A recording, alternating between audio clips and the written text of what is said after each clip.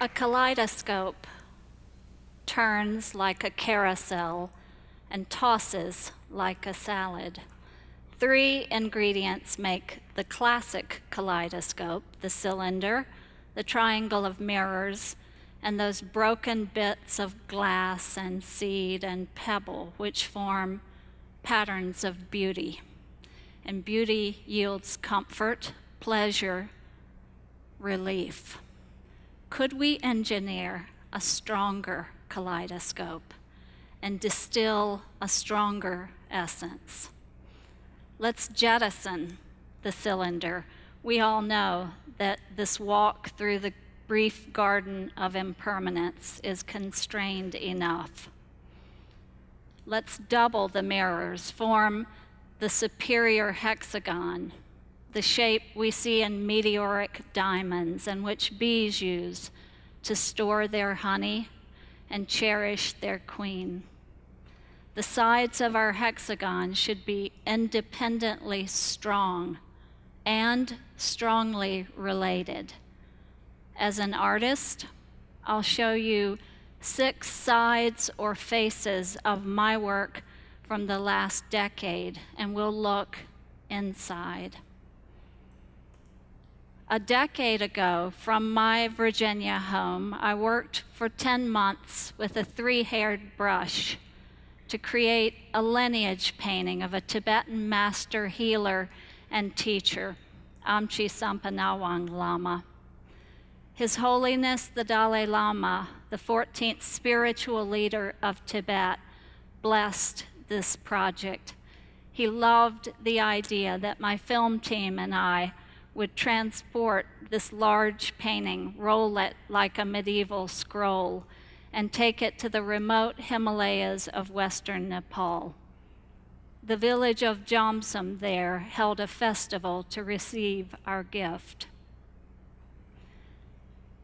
And the Motion Picture Academy of Arts and Sciences awarded our resulting documentary with its coveted film laurels.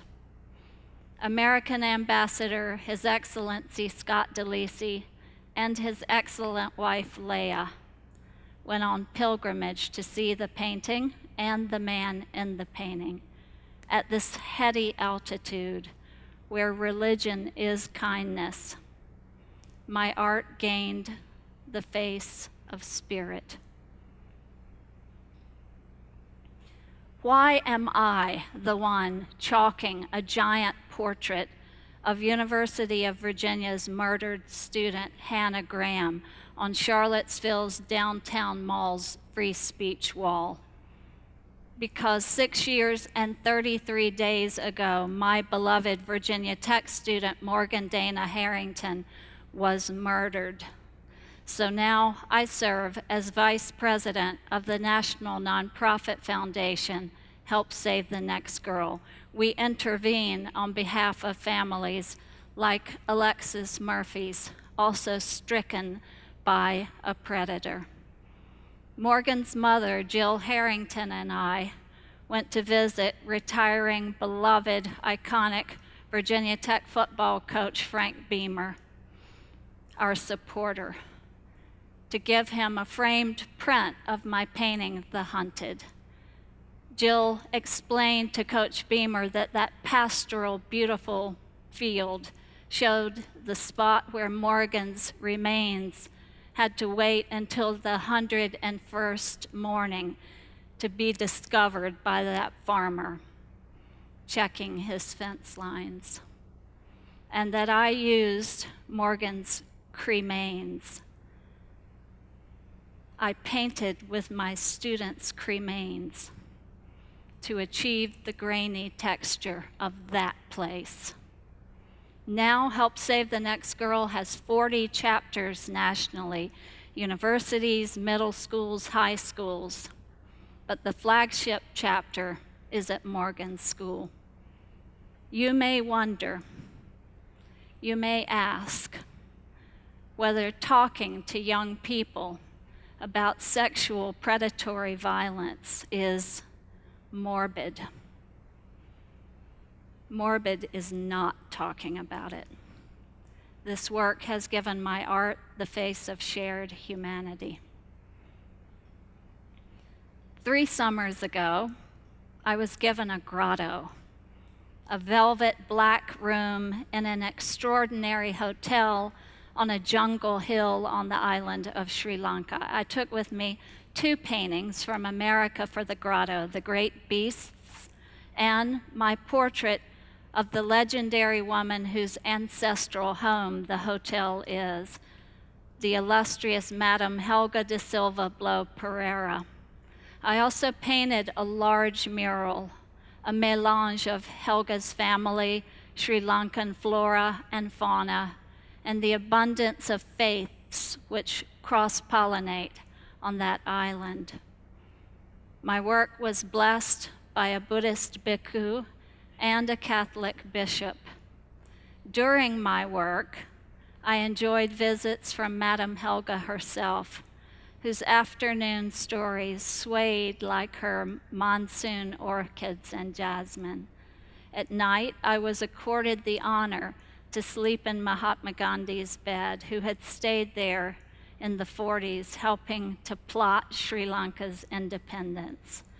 This work gave my art the face of celebration. Returning from Sri Lanka, I was named Carillion Hospital's first artist in residence. My work was to take my large easel and paint near the hospital's emergency room entrance and speak to whichever visitors wanted to talk. I painted surgeons healing hands of medicine. I painted gardeners healing hands of nature, humanitarians healing hands of spirit. I painted radiographs, leukocytes, fibrin ropes, the microscopic miracles of our body's resilience.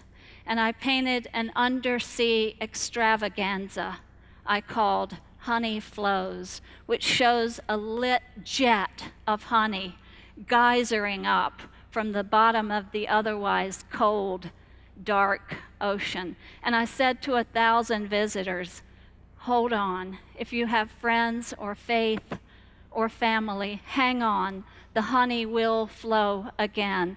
And 1,000 visitors seemed reassured, but not one man whose expression and body language were decidedly unreassured. I thought, until he spoke to me and he said, you know, I've got an uncle upstairs, dying, not going to make it through the night. But he raised me on his farm, and when I was a boy, he taught me how to dig post holes with the same care you're using with that paintbrush.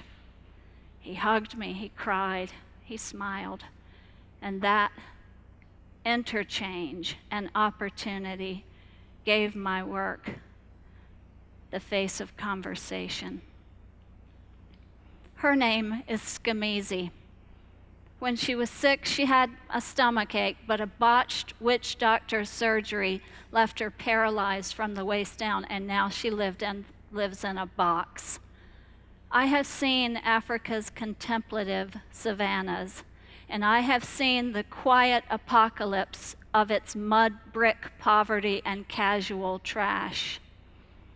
I have heard the brilliance of laughter, an invitation as children invite me into their games, and I have heard the stolid sound of nothing and silence as good people suffer livid, obscene tropical ulcers which could have been prevented with a little clean water, a bar of soap, a bag of rice and salt, a pair of flip-flops. Nurses cleaned Skameezie's decubiti ulcers open to the hip bones, and I took out my 3 metallic Sharpies, silver, gold, copper, and I tricked out Skameezie's cart. You should have seen her face as she saw these metallic elephants and giraffes come to light and life on the wood of her box. I put a shawl around her. I held her face in both my hands, and though she speaks only Bimba, I said, Skameezie, you are beautiful. And she seemed to understand the word. Zambian orphans draw angels for me, which I put into my paintings.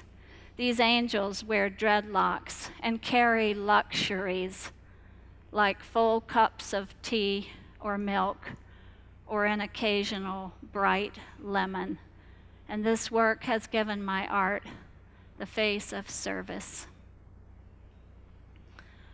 Recently, I curated an art show named the theme Precision and Reach. Precision because I've always loved what English poet Samuel Taylor Coleridge said, that life is made of tiny infinitesimals of love and kindness. Reach because I believe that when we unearth an unacknowledged artist, we do bring medicine to our entire community. Like my public school student in the work I do there, who has autism, Tourette's, is otherwise nonverbal, and who can't manage eye contact. But he has a special typing device, and if you can believe he is in there, you can find him. And I said to him, hey, these energy marks you're making, I could have seen them as scribbles. If you name the animals and do those energy marks, could I scissor out shapes, glue them to paper, our collaboration? You should have seen this young man at the art show, applauded by hundreds of people, our energy menagerie down both sides of the hall, and let me tell you, those energy animals sold like four-legged hotcakes. And I said to him, how did this feel? And he typed to me, I can't believe they see me. And this work has given my art the face of surprise. What brews in our hexagonal corral? Let's look at a recent painting of mine called Dreamtime. You're going to see a young woman put her hand to her heart. In the same room, her brother has just died. His name is Holton. He is real. See, this is a real story. Holton's consciousness leaves his body, jets out to some place older than time. Thus, the ghost of a stegosaur senses his departure. Holton goes someplace deeper than space, and you see the Telstar satellite. He arcs past a gaunt Zambian Christ, who is, of course, festooned and burdened by his people's problems, of course, wears the molecular structure of tuberculosis, of HIV, who is malarial, starving, who has bone carcinoma from proximity to improperly deposited slag heaps near those copper mines. There are hundreds of thousands of sisters and brothers, mothers and children leaning against gaunt hope. But of Holton, his story, where does he go? If you see the Fibonacci spiral of my painting's composition, you see where Holton goes into the hands, the mind, the heart of Karen. Karen Remine, nurse, humanitarian, who has formed Orphan Medical Network International, who educates and feeds 206 Zambian orphans. This is not like a mother and child. This is a pietà. Karen is there. Her hands feel the last heartbeat from Holton. She gives him her accompaniment. You see, I believe that if we have worked hard, our efforts do join to form a compound in which we can access the most metamorphic, the most transformative, the most catalytic force in this world, compassion. And the secret to compassion has always been to individuate suffering. It is not enough to know this story. It is not enough to be able to tell this story well. You have to be in your story. We have to give as our fresh gift, our authentic, intimate, hands-on, devotional presence. I've always loved that old saying, wherever you walk or eat or travel, be there, otherwise you will miss most of your own life. A kaleidoscope returns like a carousel and tosses like a salad, doesn't it? Thank you so much. Thank you so much.